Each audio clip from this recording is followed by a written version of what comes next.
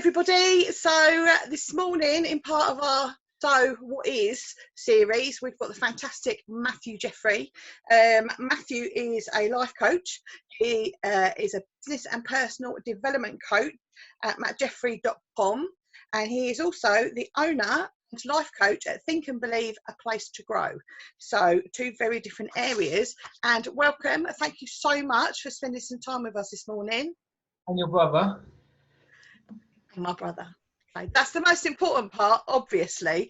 I'm the older sister. I like to just make sure I've got that position of authority as soon as we start off. Yeah, whatever. So, you know what's really interesting to me is that when Matt said that he was going to train to be a life coach, I actually laughed because I actually didn't know what a life coach was, and it sounded to me like something someone else did, and therefore that made me nervous. This week's Mental Health Awareness Week, and the focus is on kindness. So there's all sorts of things going on around kind acts and kind behaviour, but I really want to sort of have a conversation about kindness to self, and something I've been able to develop is being kind to myself around areas where I don't know things. You know, it used to be that I would, if I don't know it, before I was a bit silly. Now, if I don't know it, I'll go and find out why. So I want to know from you is, what is a life coach? So I thought it was someone that would tell you, so this is what you've got to do. But actually, I actually failed on one of my assessments because I led someone. The coach is basically comes from the word coach, is gets you from where you are to where you want to be. It's about movement. So when I started doing it, it was all about movement. What I do a lot of is movement, is mindset, alignment and movement. But basically, a good analogy is the butterfly has the cocoon, and that space doesn't influence the butterfly, it just provides the butterfly a place to grow and unpack. So the catalyst for change, it doesn't influence it, it just provides that space. So that's what I do with clients, provide that space. A bit like going into, Mr. Ben goes into a room and changes. The room doesn't do anything, it just provides that place to change. And I think that's the thing that people think a life coach is, and that's why people laugh when I'm a life coach, because they think, you know, what's Matt going to tell me? The thing is, that's not what it is. And I failed one of my assessments because I was leading someone. I said, well, we did this in another company where they wanted to control finances. I was leading them, not asking them an open question. So that's what life coaching is. And what I do is my main focus is mindset first, alignment, and then movement, because there's a lot of people that are moving in a really bad place. So I like to make sure that people are moving in a really good place. Okay. That makes really common sense. I don't like the phrase common sense, so scrap that, but that makes a lot of clear sense to me. I do like to have things explained easily so that I can understand them. That's why I use the analogies, because for me it's simple. So like boxing, you come into a ring and you're in a gym, the guy that holds the pads doesn't do anything. It's the guy that throws the punches, but the man with the pads gets him to throw the punches. So that's where that place to grow is, that if I ask good questions, you're gonna give good answers, and that's the unpacking bit of it. Mm. Yeah, when there's a Dr. Barbara Bassett who was one of my lecturers. She'd written various things, but something that she worked on was something called a zone of proximal development. And a lot of the work in support work, and support work sometimes still is a little bit of a dirty word because everyone likes to be, you know, something a bit more labelled, clinical therapist, counsellor.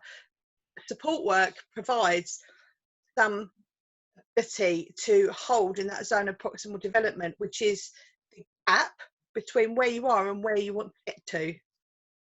You know, it's having that, we know where we are, we know where we need to get to, we might even know what we need to do to get there. There's a gap there, there's a gap sometimes just that needs that little bit of something to facilitate and support movement, because movement is actually really, really scary. The thing is everyone knows most of the answers. Like if you had to put out how to lose weight, how to make more money, but you would have the answers most of the time. So the trellis for me we use in gardening is they're the habits. So what have you got to do? And they're the habits that fix it to it. So some of that support is like a plant has, that you just create a habit. So some of the things I do in movement is create systems. So part of what we are doing now is we're creating content to put out to let people know what we do. There's an honesty part of it because we're creating stuff that we want to share, but there's also a business part of it that's part of what you need to be doing to generate interest and awareness. So there's systems in everything, like in engineering, I use that analogy as well. In boxing, you have a combination of punches. You have to practice them time and time again so they just come off. What do you do for your business? You know, there's systems that you create that just make a cup of tea. There's just stuff that you do after a while that's easy. Going back to the fear, when you first learn to drive, I remember coming off of the AE249 onto the M2 for the first time in your old Talbot Samba and pulling out, putting the indicator on. And I remember it's the same. I did that white collar boxing thing. It's the same feeling. I'm pulling into a motorway for the first time in the car. I'm passing the steering wheel through my hands. I'm checking the mirrors.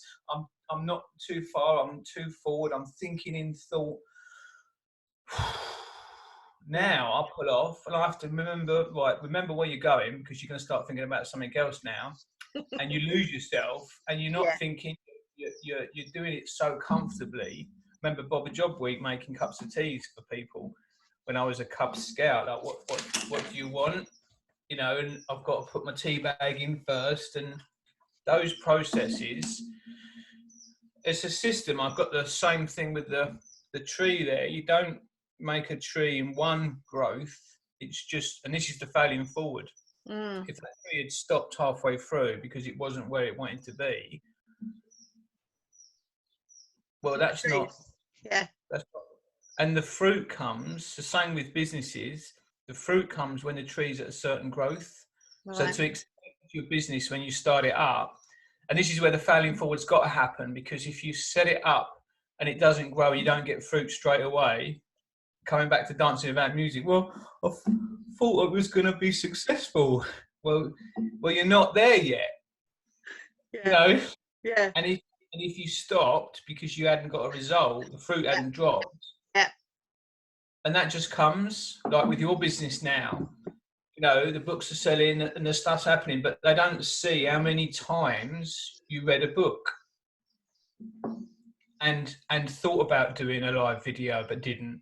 And now you do a live video and you do it and record it, and you know all that stuff is pushing through bit by bit by bit.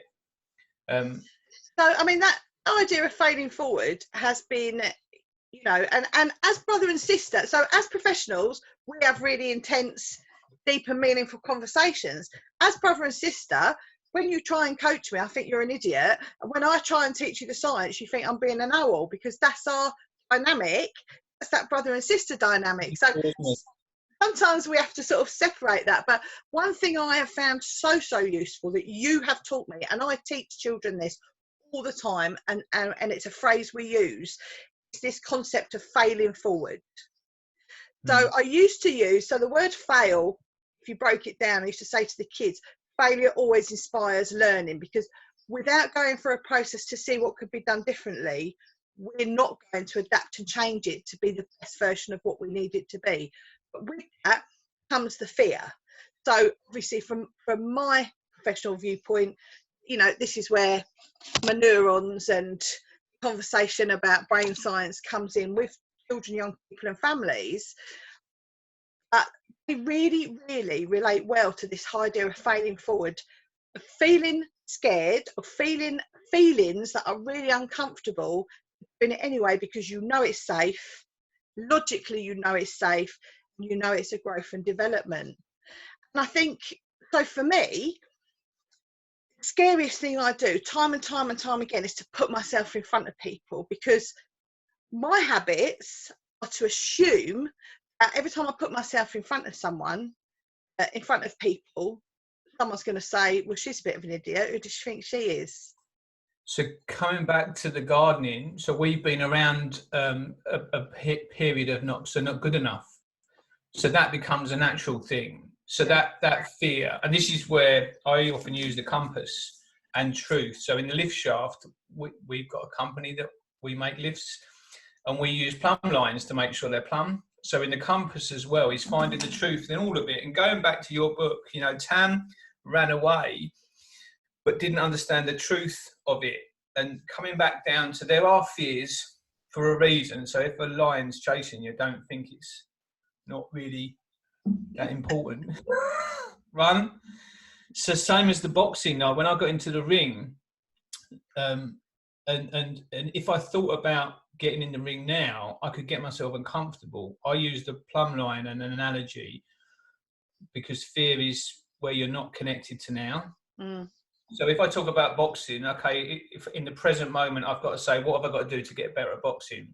I can measure off that centered point and write all of the things I've got to do.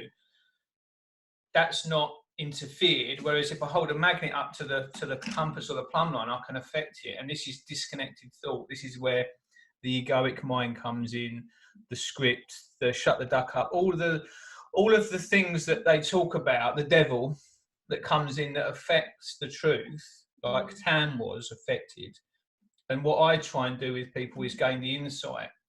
So there's a great story about a guy who's trapped in a corner and pinned up against the wall because of a snake. And he's scared of snakes, and he's fearful that there's a snake there, until someone turns the light on and he sees it's rope.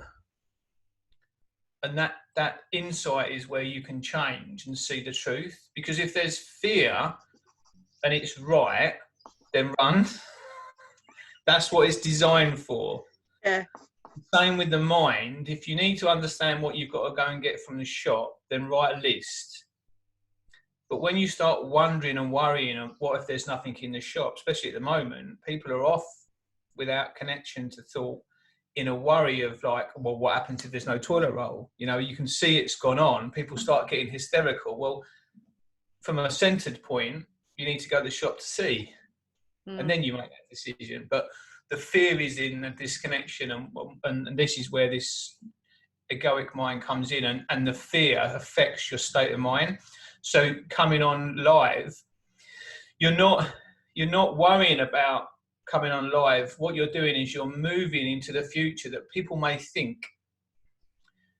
So that's not a case of how can I be better, which is a centered point. How can I be better? Well, we can not swear. We can maybe not take the mickey out of each other too much. We cannot argue.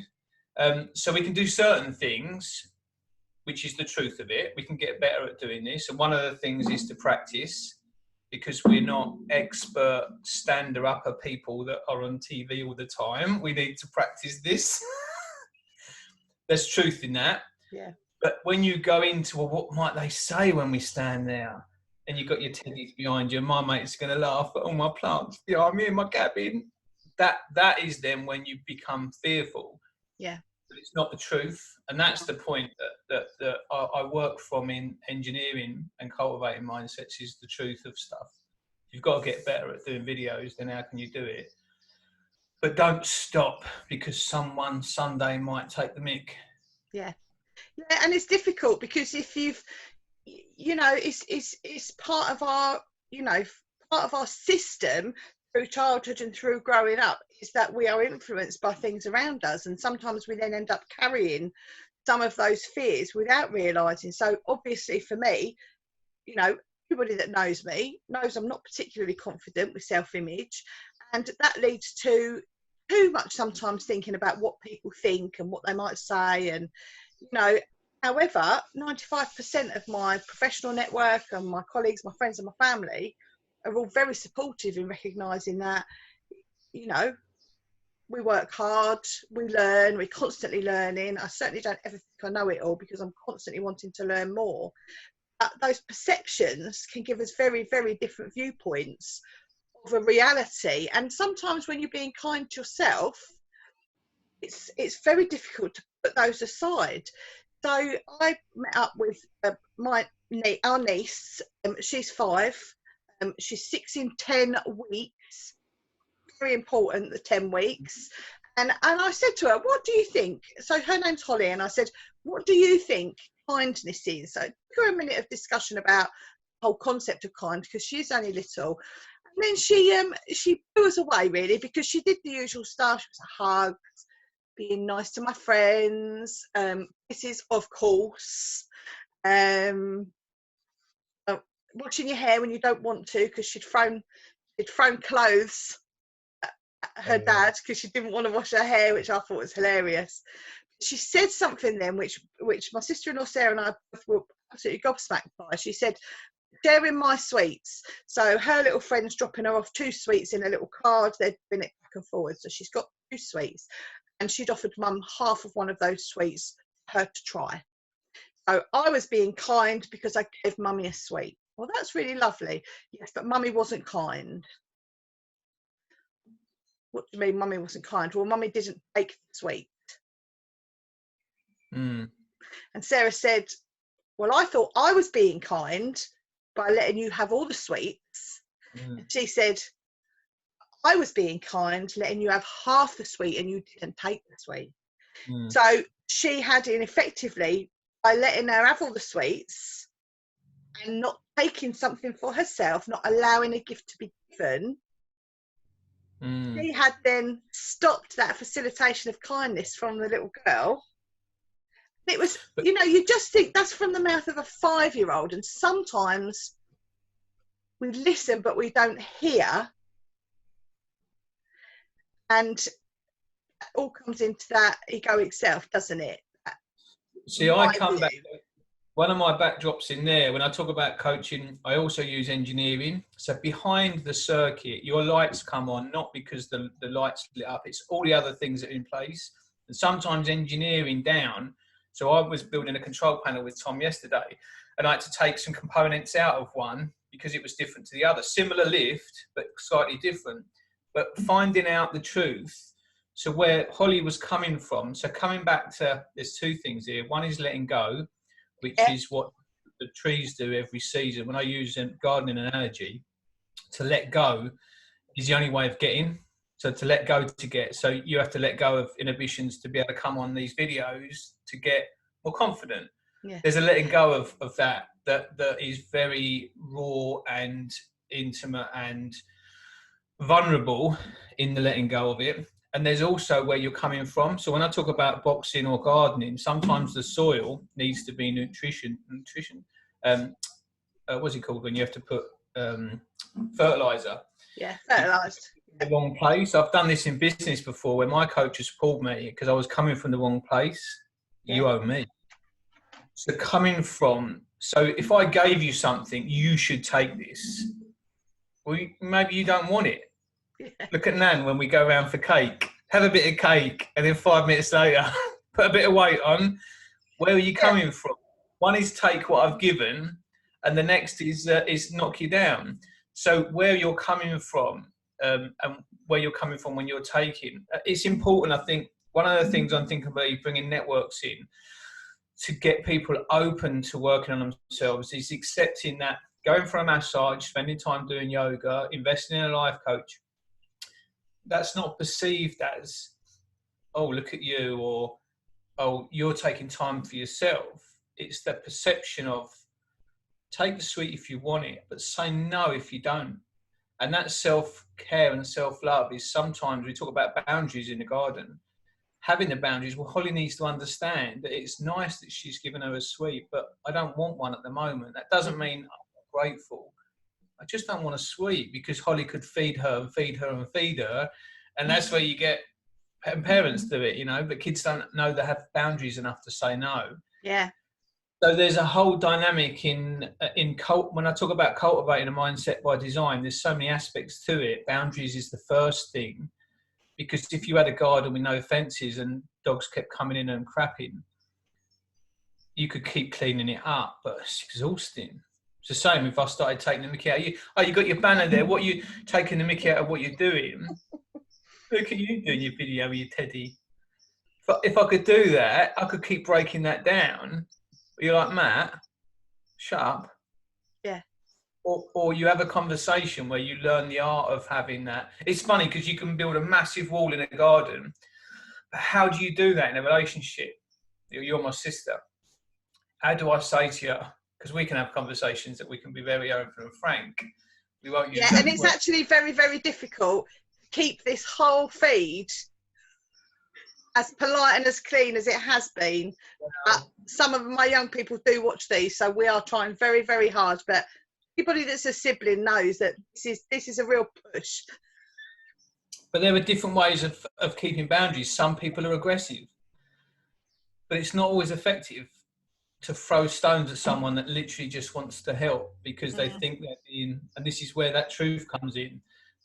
And it's interesting. The first part of building a mindset by design is boundaries, because whatever you do in that space, and this is where if the kids don't go home to somewhere that allows that to be cherished and to be respected. I pulled up yesterday and I was waiting for Sharon, and someone pulled up in a van, and this woman was talking to her son, and you wouldn't talk to anyone the way she talked to the son. And when the son spoke, it was probably about 6 or 7. Now that, where you talk about cultivating, we inherit most of the stuff we get. When we buy a house, we inherit it, the garden, you get the type of soil you've got.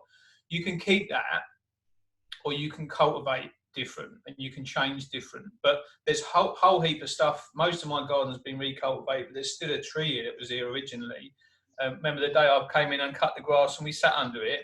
But that's still here. But everything else has changed. Same, there's certain things about mum and dad and nan that I keep. Certain thing I've changed about the way I think, and I've got more boundaries now than I grew up and knew.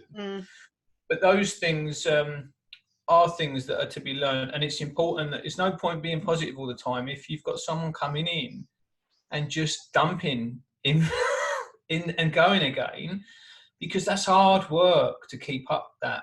You know, and creating the space is the part of it, and I have to do that in coaching, because for someone to open up and talk, you do the same with the kids. Yeah, they have to feel that they can open up and talk, and that takes seconds for some people. So I've got a client at the moment, as a business client, so it's got everything you would want, but potentially not enjoying life as much.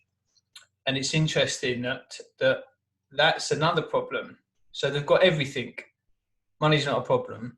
Just don't think I'm enjoying it enough. So some of it's open. And we had a conversation the other day and asked, out of 10, how open do you think you are? How comfortable are you at being open?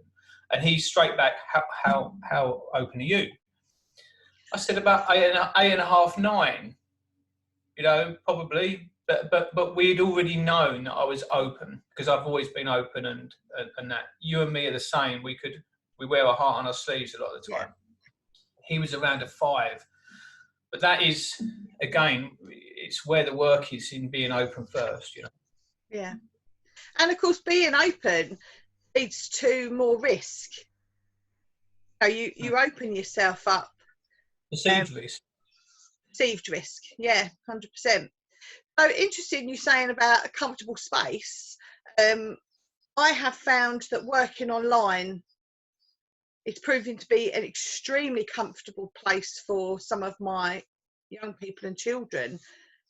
Even more important, it's very comfortable for the extended families to be becoming involved, and that sometimes can be a little bit of a complicating factor when you're trying to get them to come into formal structures like schools or service offices or sort of meetings in intense places. So I do outreach work because you know I'm sort of camped out in Starbucks having meetings there. That's a comfortable space. Certainly for a lot of families who don't like those sort of meetings, it's cake. You know, it's a homely, comfortable environment. Have you noticed anything? You know, obviously with this current situation, have you noticed anything you've changed or developed that's worked really well that you've been able to tap into? Well, a lot of my I prefer online, because I think in your space you're comfortable. So I change things. Like walk and talks are good for some people if we walk and talk, because you're not face to face. So you're walking and you're talking. So finding what's comfortable with some people. Some people we've dropped off the calls and gone on to audio only, so just phoned up because they've got upset.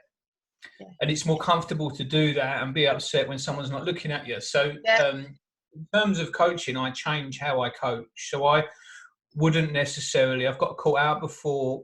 We used the same room as you in Starbucks with a client.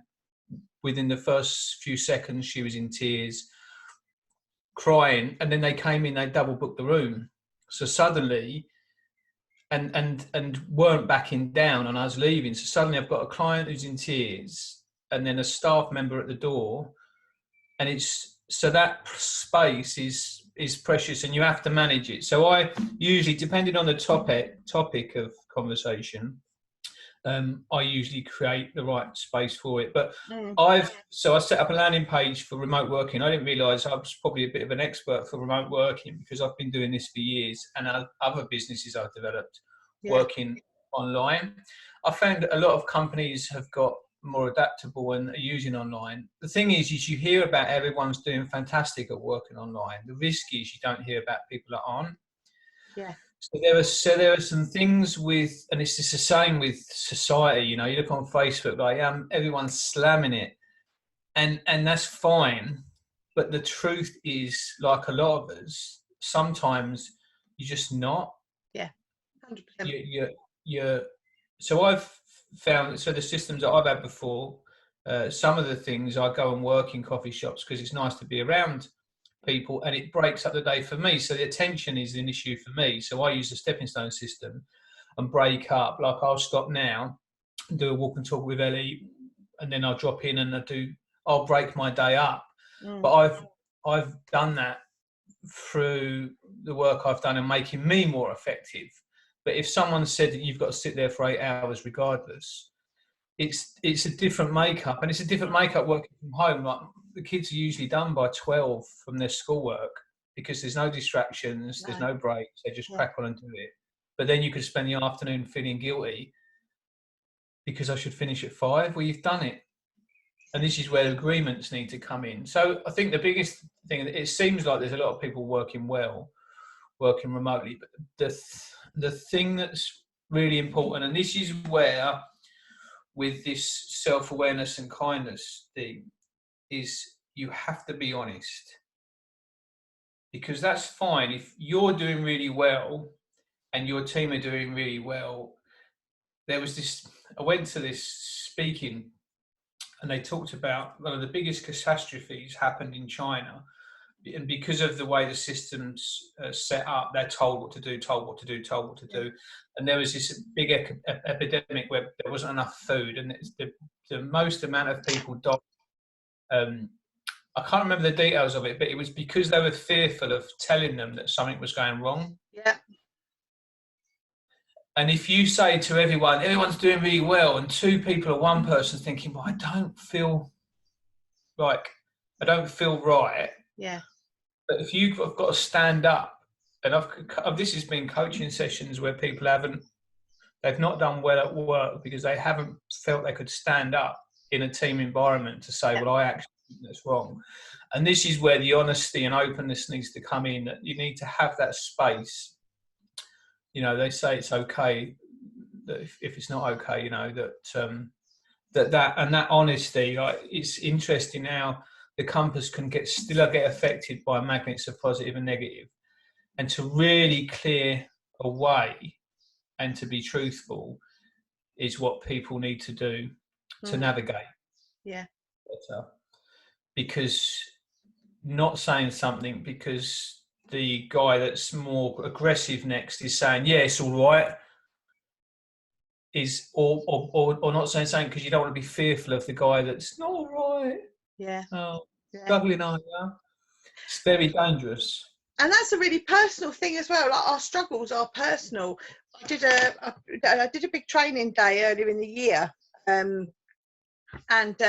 we were doing some exercises about self-reflection. And so when I deliver my training course for adults, I make them complete the whole primary program so that I know I had an experiential learning activity that then if they are then doing that with children, I know they know how that feels. And it's actually really interesting because it's quite uncomfortable for a lot of adults to do some basic emotional sharing in a big room with other adults. We're asking children to do the same thing in group work and in classroom settings and have those discussions. So I make them fit. But so an observation someone made, which was, she challenged me in front of a room full of 25 people, and it really threw me because she'd complimented me on different parts of the presentation through the day, and I had deflected away because I find positive praise really uncomfortable. So I had taken eye contact, I'd moved to another part of the room, and on the fourth attempt, she said, "Why can't you take praise?" So I was in the middle of asking sort of questions around the room. She stood up and threw one back at me. "Why won't you take thank you? Why can't you take positive praise?" And it was a brilliant moment. It was a learning moment. It was a growing moment. It was a teaching moment, and it led to a fantastic discussion in the room.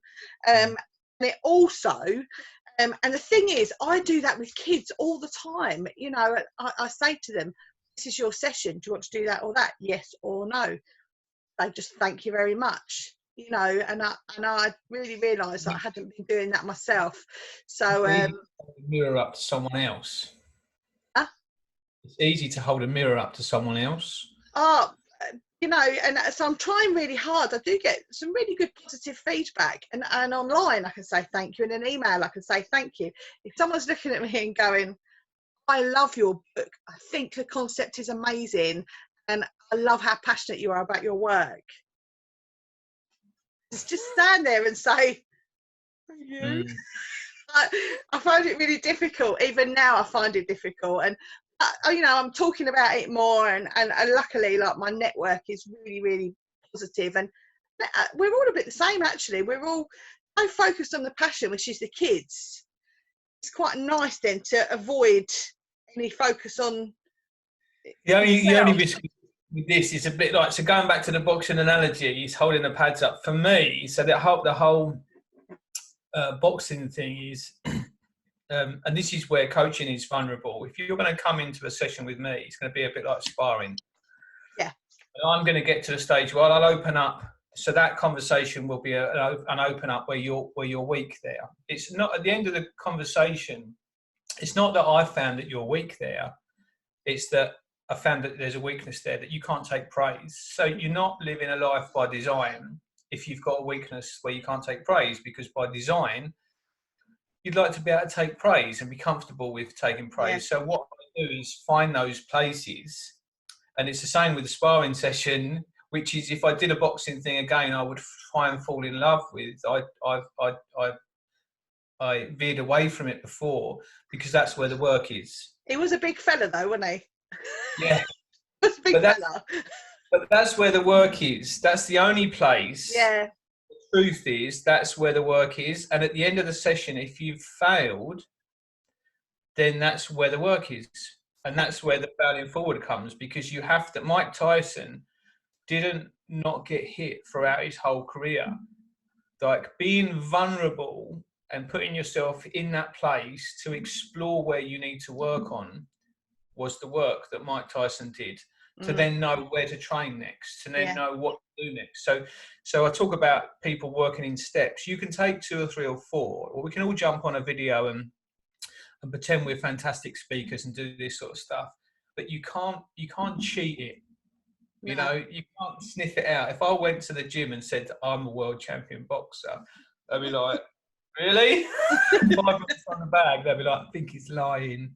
You can't cheat stuff.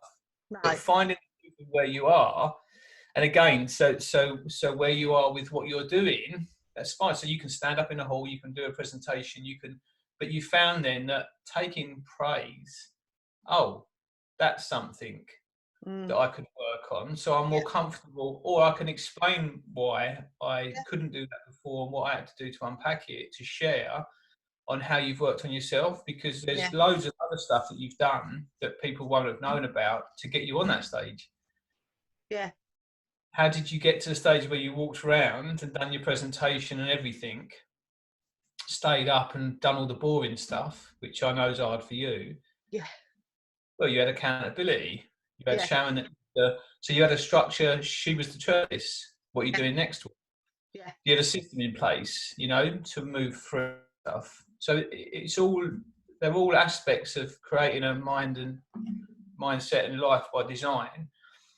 And some And of them is, yeah, and I think for me that self-kindness is you know, what we do, like a massage, we do like a treat, or you know, those existential things. But it's, I think for me, it's the kindness is acknowledging where I need the support, taking it, and trying then to enjoy the growing experience. That is my kindness to myself. So I've got a few things on this week that, like you say, people don't know about, but the network meetings, they're people, other colleagues, other professionals that work like I do, sort of fairly independently, and everybody pushes each other in a really productive way. There's some coaches, therapists, you know, educators, and I used to think that I wasn't good enough to be in a network or talk to other professionals, but my kindness is allowing myself to be in those areas.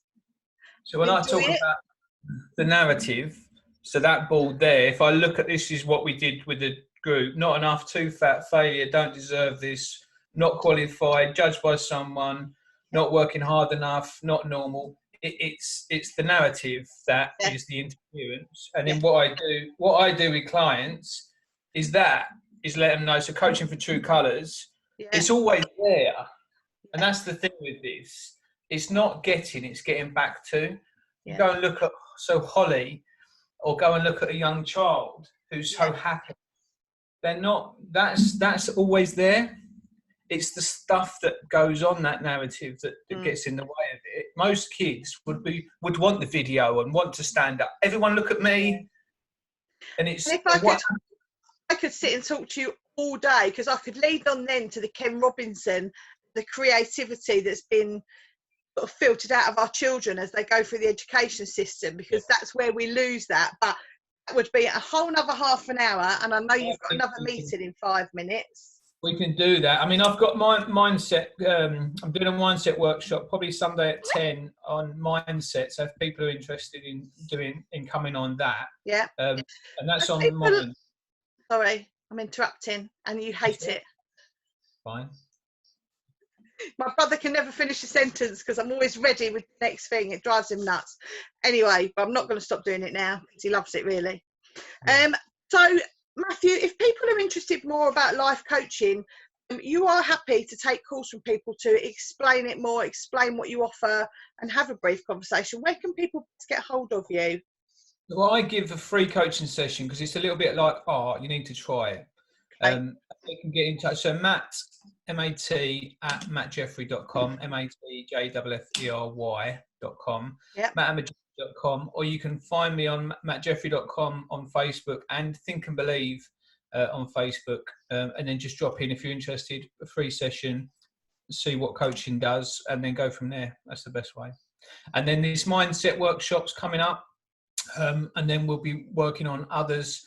The one for mindset's free, and I'm going to be rolling that out weekly, so you'll find links to that on the Facebook pages.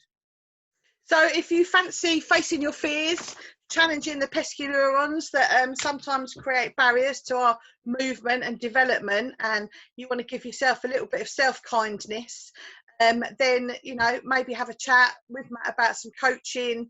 Or, you know, if you're not ready for that yet, there are lots of bits and pieces out there. Give yourself 5 minutes and think about self-development. Maybe a bit self-kind, not necessarily jumping around doing yoga or going for a walk, because I certainly don't partake in any of those self-kind activities. Yeah, so what would self-kind look like? Yeah, it's about finding your own self-kind. At the moment, for me, self-kind is about managing my limiting beliefs around others' concept of me, and removing some of those barriers.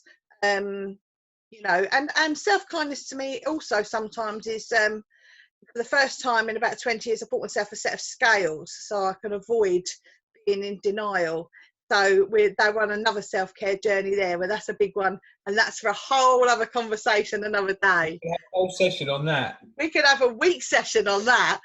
Thank you so much for your time, and I know your time is very precious, and no, it's been fantastic, and I've got a much better idea. And I think for people that struggle with the science or the therapy idea of things, I think the way you've explained it using analogies really speaks to some people in a much easier way than the types of support. So, you know, it's all about collaboration, not competition.